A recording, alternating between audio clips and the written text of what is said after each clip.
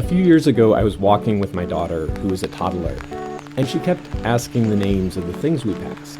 It was this horrible, mind-numbing game. So she would say, that, and I'd say, that's a tree.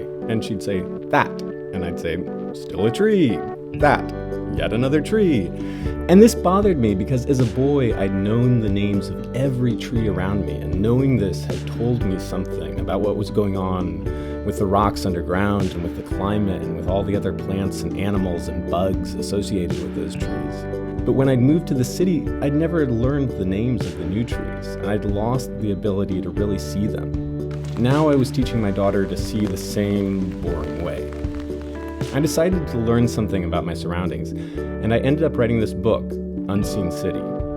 It's a guide to urban wilderness, focusing in on a few city dwellers so common that we stop seeing them. Pigeons, edible weeds, squirrels, songbirds, ginkgos, turkey vultures, ants, crows, and snails.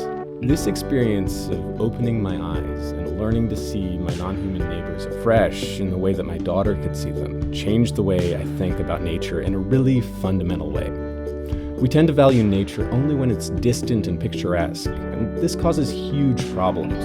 It makes nature an abstract perfection that we save from others, rather than something we have to learn to live with. If we can learn to see and live with nature in our cities, it can add tremendous value to our lives. This way of seeing is pretty easily accessible to anyone who is willing to try. People often tell me that they'd like to learn more about nature if only they have the time. But the thing is, it doesn't take much time if we pay attention to the here and now.